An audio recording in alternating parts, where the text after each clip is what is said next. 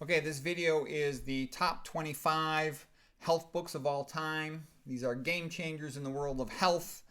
Okay, the first one was Starch Solution by John McDougall. Sort of why do I think McDougall's so great? Because he gives you a comprehensive rationale for why you should eat a low-fat, 100% plant-based diet. And there's lots of really good nutrition doctors and nutrition experts out there. But I think McDougall did the best job of giving a comprehensive view.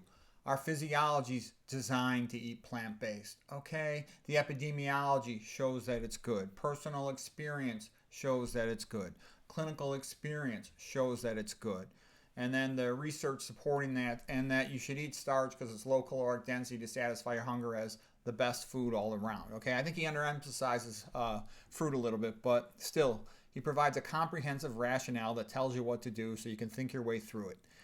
Okay, High Blood Pressure Solution by Richard Moore. Just a brilliant book. This guy devoted his life to studying blood pressure and ion pumps in plasma membranes of cells, and that's the key thing to preventing hypertension, the rationale for lowering your sodium intake. And it turns out that something similar is happening in the brain, so you protect your brain also by lowering your sodium intake. It's a brilliant book. Prevent and Reverse Heart Disease by Caldwell Esselstyn, another just fantastic book. A very gutsy story of how he, on his own personal time, did his research to prevent coronary artery disease with a low-fat vegan diet. I went and actually trained with him. I was very impressed by him. He's for real.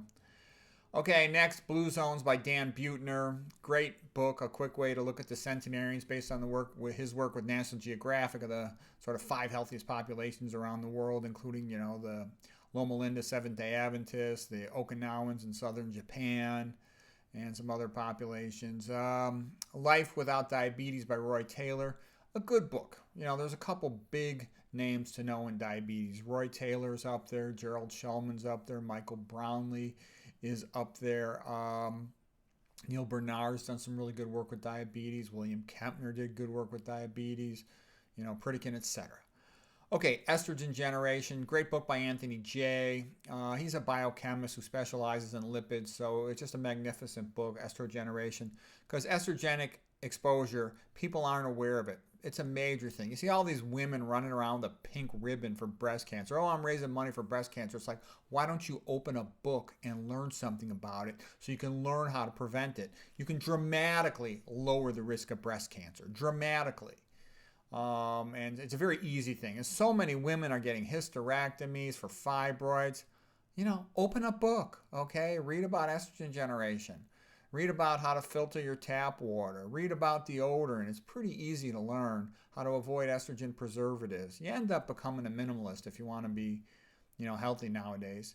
Neil Bernard's book, Your Body Hormones in Balance. Very good book. Especially goes through estrogenics, but also goes through thyroid hormone and other issues. The issues with milk and the lactose metabolism and the risk of cataracts and ovarian cancer. It's good.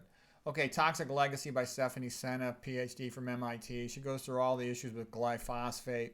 And, she's real smart, and she goes through real details in the biochemistry. It's a rather thick book in terms of the complexity, but that's good. It gives you a rationale to understand the biochemistry of that. Diagnosis Mercury by Hightower. She's an internal medicine doctor in Northern California, and so she had all these demented yuppies in their 40s. And she's the one who figured out it came from eating excessive amounts of fish. They were trying to be healthy, these yuppies. And they fell for the chump line, eat fish. Fish is a terrible food. You don't ever want to eat fish. So anyways, I think that's funny. All these yuppies trying to be healthy, making themselves demented by eating fish. As soon as she stopped them from eating fish, their mercury levels dropped. The Devil's Poison, How F- is Killing You, written by this guy here, this dentist. A really good book. It also goes through the biochemistry, how causes problems with your collagen, etc. Aluminum by Exley. He's a smart guy. It's a good book. It's actually called Imagine Yourself an Aluminum Atom. He says, imagine you are the atom and all the things it's doing. It's a good book. He's a smart guy, and he's dedicated his life to studying it. His nickname is Mr. Aluminum. Okay, Caffeine Blues. It's good to recognize because, such a crock of BS, all this stuff about caffeine being good for you. Look, it mimics stress. You think stress is bad for you, then why add to it, okay? It's just stupid. This goes through all the research studies on that in a pretty concise manner. Alzheimer's Turning Points, the best book ever written on dementia so far. This guy is the guy who did the mouse equivalents, that research, Jack Delatorre, PhD. Excitotoxins, The Taste That Kills by Blaylock, a very good book. It's the best thing he ever wrote. The whole point of it is you don't want to be ramping up your glutamate transmission in your hippocampus, because if you do, you're going to stress out, overwork your memory neurons, and they're going to go into apoptosis at a higher rate.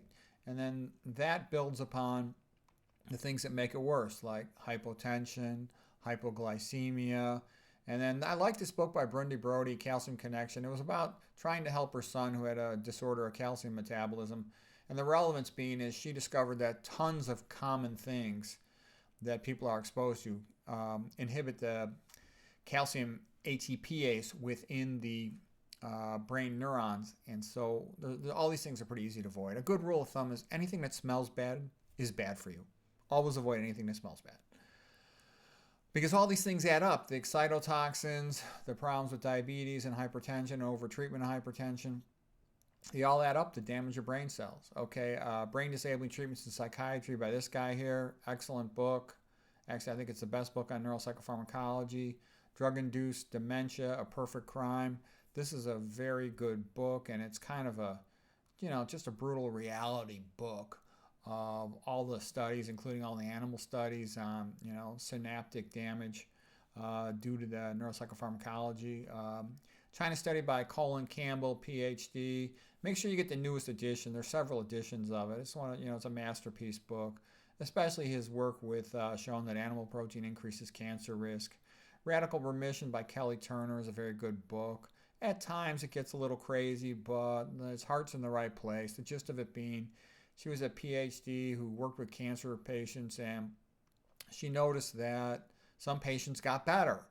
And she actually studied those patients and kind of summarized why do some patients get better when other ones don't, when most of them don't. Senior Fitness by Ruth Heidrich. She made a miraculous recovery from metastatic breast cancer. This other lady here did the same thing. She said in her book, I'm Not Afraid of Cancer Anymore. Very good. This guy right here, Food Forensics, very good book about all the toxins in food, sort of similar to Toxic Legacy by Senef.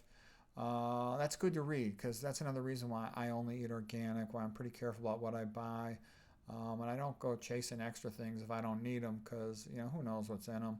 I never eat anything with a label on it other than plain oatmeal. If they put more than one thing in there, they can add MSG to the second ingredient. Ultimate Secrets of Weight Loss by Chef AJ. That's the best weight loss book. Healing Power of Faith is a very good book by Koenig. And it basically just shows persons who practice a religion, they live longer and they're healthier, and they're less likely to have problems with substance abuse or alcohol. They're less likely to have problems with tobacco. They're just better off. They're less likely to get divorced. They're happier. What more do you want? Gregory Sloop's masterpiece book, Blood Viscosity. Its role in cardiovascular pathophysiology and hematology. You can't understand atherosclerosis until you understand something about blood viscosity, okay? And that's why I can tell you, I know all these cardiologists and vascular surgeons, and they're working like plumbers, all right? They can bypass an artery, they can stent an artery, but they don't know the pathophysiology of atherosclerosis. And this is sort of the best book. This guy had the best research in the world for atherosclerosis. And, it's sort of like it's the most important disease, most common cause of death, coronary artery disease. People ought to know something about it. And I know what happens. They get this superficial understanding of cholesterol, and they stop there, and they never develop a deep understanding. Atherosclerosis is a blood clot. Cholesterol just predisposes the blood to clotting. The LDL sticks the red blood cells together. And to make sense of it, you have to know about atherothrombosis theory, or otherwise it just always sounds like a big mystery. Okay, then the last one here is just my own books. I put it as number 26. They're really a trilogy. A Tale of Two Toes in a Hot Tub is really about improving blood flow. And I wrote that book especially to make my doctor friends laugh. So it's full of jokes. All these jokes about anesthesiology, about surgery and stuff. I remember I was an imaging guided surgeon before I sort of changed specialties in neuroradiology. So there's a lot of jokes about that. And my doc friends thought it's very funny. They even laugh at me as soon as they see me after they think of that book.